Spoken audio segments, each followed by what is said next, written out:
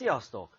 A mai videóban megismerkedünk a japán gyertyákkal, illetve ezeknek egy speciális formájával, a Heikin Ashi gyertyákkal. Vágjunk is bele!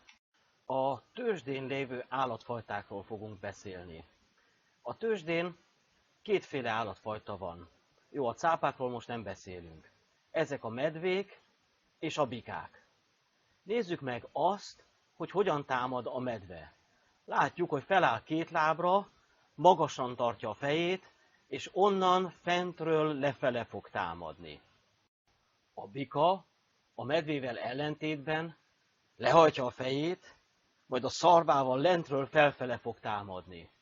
Vannak olyan szereplők, akik az árfolyamok növekedésére spekulálnak. Ezek, mivel hogy alulról felfele támadnak, ezek a bikák. Illetve olyanok is vannak, akik az árfolyam csökkenésére spekulálnak, ezek meg a medvék, mivel hogy ők fentről lefele támadnak. Na most, te hova állj? Kivel tartsál? Hát a legjobb tipp azzal tartani, akik erősebbek. De hogy tudod ezt megállapítani? Hát erre különböző módszerek vannak. Az egyik módszer, amivel meg tudod állapítani, hogy kik vannak erőfölényben, a bikák-e, vagy a medvék, ezek a gyertyák. Hogy hogyan jeleníthetjük meg a gyertyákat egy árfolyam görbén. Keressünk rá egy részvényre. Legyen ez mondjuk a NIO. A keresőmezőbe beírom azt, hogy NIO, és nyomok egy Entert. Meg is jelent itt a NIO, és rákattintok a Chart gombra. Itt láthatjuk a NIO részvény árfolyamának a grafikonját. Növeljük egy kicsit meg, kattintsunk erre a ferdén felle vagy jobbra-balra nyílra, és meg is nőtt a grafikon. Itt most a felső sorban újabb lehetőségek jelentek meg, melyeknek segítségével az árfolyam görbét elemezni tudjuk. A gyertyákat akarjuk ma megnézni, a gyertyának az angol neve az, hogy candle. Láthatjuk, hogy honnan tudom kiválasztani, rákattintok. Megjelentek a gyertyák. Nagyítsuk egy kicsit ki, azáltal, hogy az egérnek a görgőjét görgetem. A piacnak a viselkedését először Japánban írták le gyertyákkal, és ezért japán gyertyáknak nevezzük ezeket a gyertyákat. Ha megfigyeljük az ábrát, akkor láthatjuk, hogy ezek a gyertyák vagy pirosak, vagy pedig zöldek. Piros gyertya esetében többnyire csökken az árfolyam, illetve zöld gyertyák esetében növekedik. Meg, hogy hogyan alakul ki egy zöld gyertya. Az árjegyző megállapítja a nyitóárat. Innen indul a gyertya. Először megjelentek a medvék, és letolták az árfolyamot egészen idáig a kanócnak, az alsó kanócnak az aljáig. Itt megjelentek a bikák, és elkezdték felfele nyomni, felfele nyomták az árfolyamot egészen a maximum árig. Itt viszont megint előjöttek a medvék, és elkezdték lefele tolni az árfolyamot. Majd az időszak végén elérkeztünk az árhoz, és itt kialakult a gyertyánk. A piros gyertyák hasonlóan alakulnak ki, azzal a különbséggel, hogy itt a nyitóár magasabban van, mint a záróár. Tehát indulunk a nyitóártól, megjelennek a bikák, felnyomják az árfolyamot, elérünk a maximum árhoz, itt előbújnak a medvék, tolják lefele az árfolyamot, míg elérünk a minimum árhoz, majd megint megjelennek a bikák, megpróbálják felfele tolni, de nem olyan erősek, hogy leküzdjék a medvéket, és itt befejeződik ez az időintervallum. A gyertyáknak az a haszna, hogy nem csak egy pontot látunk a grafikonon, hanem azt is láthatjuk, hogy milyen tartományban mozgott az árfolyam. Illetve valamennyire olyan irányban is vonhatunk le következtetést, hogy kik voltak éppen az erősebbek, a medvék vagy pedig a bikák. Nézzük meg ezen a grafikonon az utolsó gyertyát itt jobb oldalt. Azt látjuk, hogy egy növekvő trendünk van, de a gyertya teste az nagyon kicsi, a kanóca pedig nagyon nagy. Mi történt itt? Itt az történt, hogy felnyomták ugyan először a bikák az árfolyamot, de megjelentek a medvék, és jó erősen, határozottan lenyomták. Az azt jelenti, hogy most már túlsúlyba kerültek a medvék, erősebbek, és nézzük meg, hogy mi történik ezután. Szépen leesett az árfolyam. Ezt az alakzatot egyébként, amit itt az előbb néztünk, fordított kalapácsnak nevezik, és ez is egy ilyen trendfordító alakzat. Tehát látjuk, itt van egy ilyen kisebb fordított kalapács, hogyha nem olyan nagy, akkor nincs olyan nagyon nagy jelentősége neki, mivel hogy utána az árfolyam nem mozgott olyan erősen. A következő szakaszban azt látjuk, hogy a bikák az erősebbek, a medvék az erősebbek, megint a bikák az erősebbek, megint a medvék az erősebbek. Na, itt látunk egy kisméretű fordított kalapácsot, elméletileg ezután ugye le kellene esni az árfolyamnak, de nem volt olyan erős, és egy kicsit erősödött az árfolyam, majd utána leesett. Minden esetre azok a következtetések, amelyeket a gyertyák alakjából levonhatunk, nem annyira exakt tudomány jellegűek, úgyhogy mielőtt csak ennek az alapján elkezdenél kereskedni, nézd végig a grafikonokat, hogy tényleg működnek-e.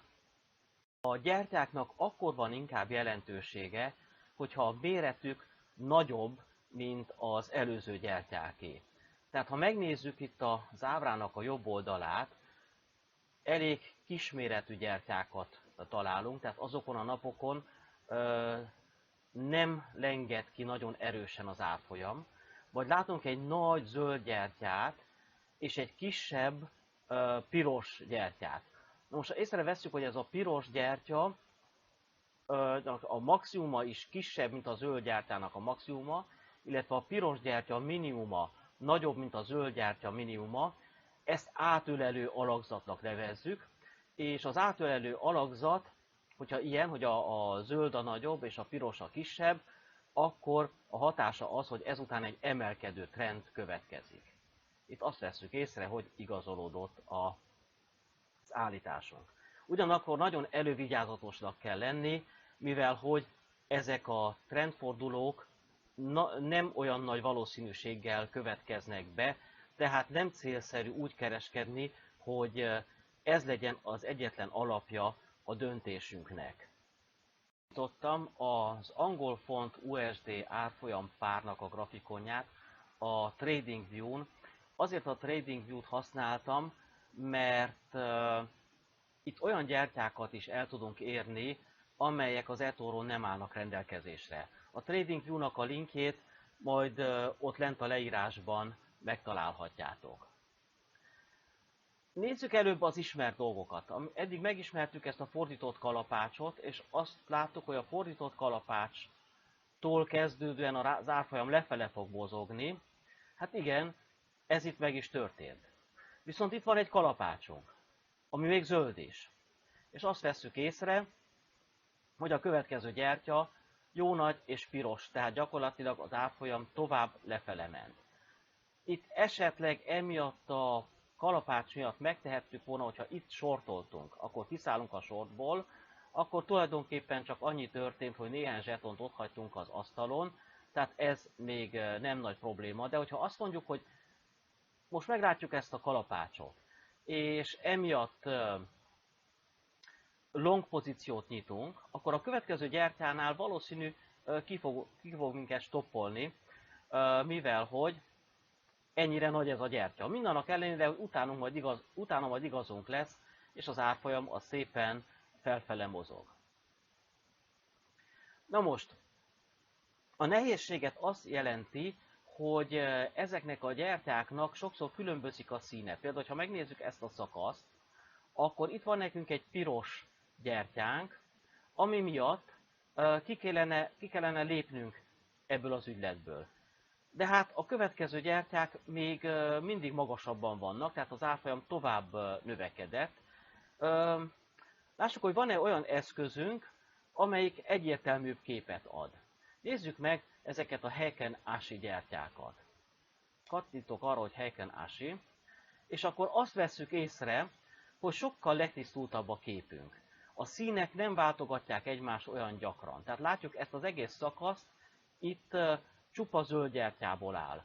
Igaz, hogy ez a módszer se tökéletes, mert itt is megjelent egy piros gyertyánk, mindannak ellenére, hogy még folytatódik az emelkedő trend. De minden esetre a Heiken Ashi gyertyák színe nem változik olyan gyakran. A Heiken Ashi gyertyák jellemző pontjait az itt látható képletek segítségével számoljuk ki. Tehát itt mindenütt a nulla index az azt jelenti, hogy az aktuális periódusra vonatkozik, illetve a -1-es index az meg azt jelenti, hogy az ezelőtti periódusra vonatkozik.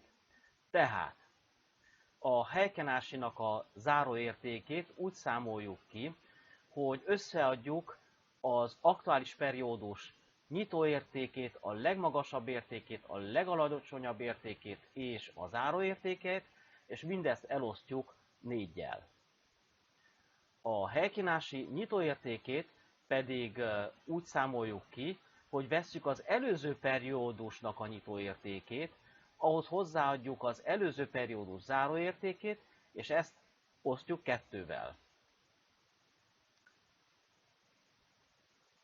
A Heiken Ashi gyertya legmagasabb értékét úgy kapjuk, hogy figyelembe vesszük az aktuális periódus legmagasabb értékét, az előző képlet szerint számolt Heiken Ashi nyitóértéket, illetve az előző szerint számolt Heiken Ashi záróértékét. És amelyik érték ezek közül a legnagyobb, tehát ennek a maximuma, az lesz a Heiken Ashi-nak is a Heiken Ashi legalacsonyabb pontját hasonlóan számítjuk ki. Vesszük a normál gyertya legalacsonyabb pontját, az előbb számított Heiken Ashi nyitóértéket, illetve Heiken Ashi záróértéket, és e közül a három közül vesszük a legkisebb értéket. Bonyolult számítás természetesen neked nem kell tudnod, csak hogyha érdekel.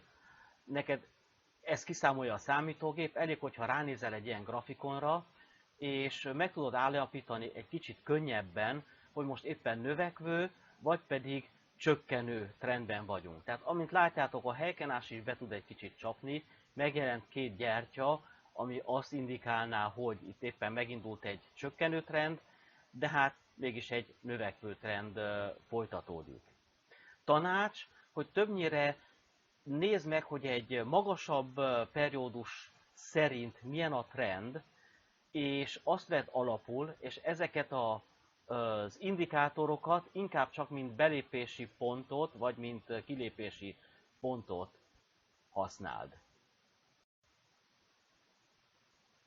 A mai videóban megismerkedtünk a japán gyertyákkal, ezeknek segítségével egy képet kaphatunk a medvék és a bikák küzdelméről, illetve egy speciális gyertya típussal, ezek a Heiken Ashi gyertyák, ezeknek a segítségével megállapíthatjuk azt, hogy még folytatódik-e a trendünk, vagy pedig közeledik a trendváltás. Ha úgy érzed, hogy értéket kaptál ettől a videótól, akkor nyomd meg a like gombot, illetve iratkozz fel a csatornámra. Sziasztok!